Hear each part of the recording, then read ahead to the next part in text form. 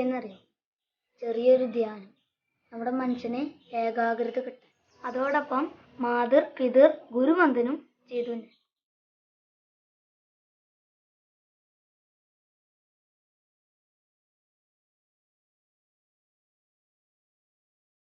വളരെ പ്രധാനപ്പെട്ട കാര്യം എനിക്ക് നിങ്ങളുടെ ശ്രദ്ധയിൽപ്പെടുത്താനുണ്ട്. ഇപ്പോൾ നമ്മൾ ചെയ്തുകൊണ്ടിരിക്കുന്ന വ്യായാമങ്ങളൊക്കെ വെറും വ്യായാമങ്ങളല്ല. എന്താ പ്രത്യേകത എന്നല്ലേ? ഈ വ്യായാമങ്ങൾക്കൊക്കെ 2 ഭാവങ്ങളുണ്ട്. മനസ്സിലായില്ല അല്ലേ? ഞാൻ വിവരിച്ചു തരാം. നോർമലി നമ്മൾ എക്സസൈസ് ചെയ്യുമ്പോൾ എന്തുണ്ടാവണേ? നമ്മുടെ ശരീരത്തിനും പിന്നെ നമ്മുടെ നാഡിഞരമ്പ് പിന്നെ മസിൽസിനൊക്കെ ബലം ഉണ്ടാവും അല്ലേ? എന്നാൽ അതേ എക്സസൈസ് തന്നെ മൈൻഡ് കൊണ്ടൊന്ന് കോൺസെൻട്രേറ്റ് ചെയ്ത് എന്താണെന്ന് അറിയണ്ടാവുക? വലിയൊരു അത്ഭുതം ഉണ്ടാവും. അതായത് പ്രകൃതിയിൽ ഒരുപാട് അദൃശ്യ എനർജികളുണ്ട്.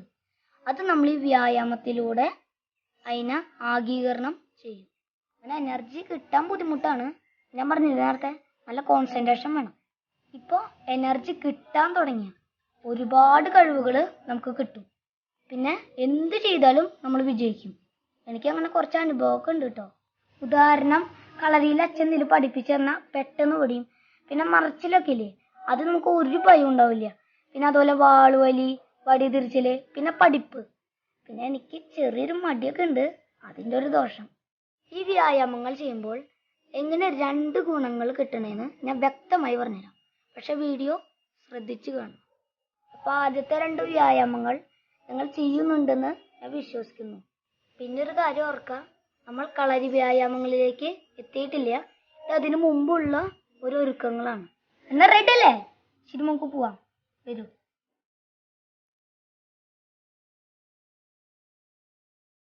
മുമ്പ് പറഞ്ഞ പോലെ തന്നെ ഇതേപോലെ കാലുകൾ സമപാദത്തിൽ വെക്കണം. എന്നിട്ട് ഇതേപോലെ നിൽക്കണം. ഇപ്പോൾ നമ്മൾ എൻ്റെ പോലെ കൈമയ്ക്കൊന്ന് ശ്രദ്ധിക്കണം. എന്നിട്ട് ഇതുപോലെ കൈ മുകളിലേക്ക് കൊണ്ടുപോകാം.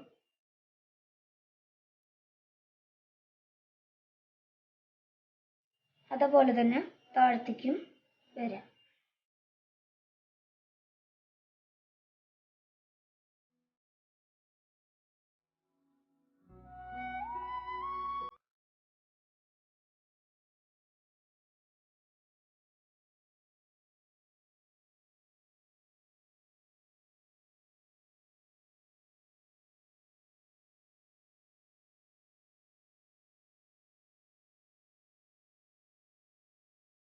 ഇപ്പോൾ നമ്മൾ ഇതുപോലെ ചെയ്യാം. നിങ്ങൾക്ക് കാണുമ്പോൾ ഈസി തോന്നും, പക്ഷെ അത് 20-25 വട്ടം ചെയ്താൽ നിങ്ങൾക്ക് ഇതിൻ്റെ എഫക്റ്റ് അറിയും. ഇതിൻ്റെ എഫക്റ്റ് ഞാൻ കാണിച്ചു തരാം. ഈ പുറത്തിൻ്റെ മസിൽസും ഈ കഴുത്തിൻ്റെ നാടിഞരമ്പുകൾക്കാണ് ഇതിൻ്റെ എഫക്റ്റ്. ഇത് നമ്മൾ ചെയ്തുകൊണ്ടിരിക്കുമ്പോൾ നമുക്കൊരു കടച്ചിൽ തോന്നും. അത് വന്നാലും കുറച്ചുകൂടി ചെയ്യണം. ഇനി നമ്മൾ ഇതിനെ എങ്ങനെ ഈ എനർജി സ്വീകരിക്കാം എന്നാണ് ഇപ്പൊ ഞാൻ പറയാൻ പോകുന്നത്. ഇനി നമ്മുടെ 2 കൈയിലും ഒരു എനർജി ബോൾ ഉണ്ടെന്ന് സങ്കല്പിക്കുക. എന്നിട്ട് അത് പതുക്കെ നമ്മുടെ സഹസ്രാരത്തിലേക്ക് നന്നായി കോൺസെൻട്രേഷൻ ചെയ്യുക.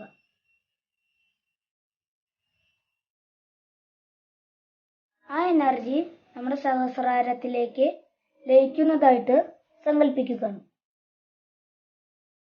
അതായത് ഞാൻ ഇപ്പോൾ പോസിറ്റീവ് എനർജി ശരീരത്തിലേക്ക് കൊടുത്തു കഴിഞ്ഞു. ഇനി നമ്മുടെ മൈനസ് എനർജി ശരീരത്തിൽ നിന്ന് ഞാൻ എടുക്കാൻ പോവാണ്. അതായത് നമ്മളിങ്ങനെ നല്ല ശ്വാസം വലിച്ചിട്ട് പൊട്ട ശ്വാസം വിടില്ലേ, അതേപോലെ തന്നെ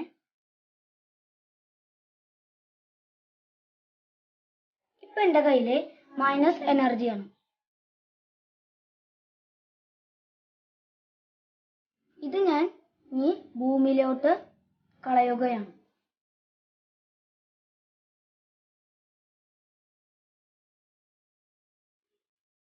ഇപ്പൊ ചെയ്ത എക്സസൈസ് 3 തവണ ചെയ്യേണ്ടതുള്ളൂ. ഇതേ രീതി പ്രകൃതിയിലുള്ള എനർജി കിട്ടാനുള്ള ഒരു മാർഗമാണ്. ആവശ്യക്കാർ മാത്രം ചെയ്താൽ മതി. കാരണം ഇതിൽ നിറയെ കൺഫ്യൂഷൻ ഉണ്ട്. അല്ലാത്തവർ ഇതേപോലെ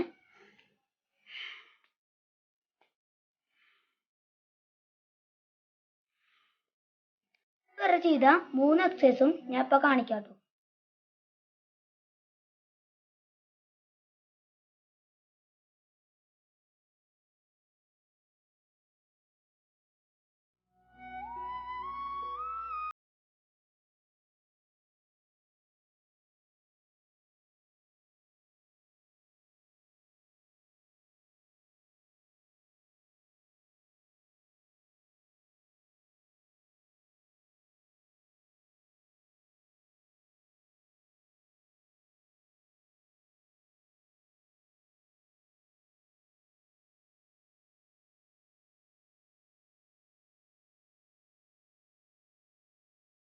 നിങ്ങൾ ഈ എക്സസൈസ് ഞാൻ ചെയ്യണ പോലെ തന്നെ ചെയ്യണ്ട.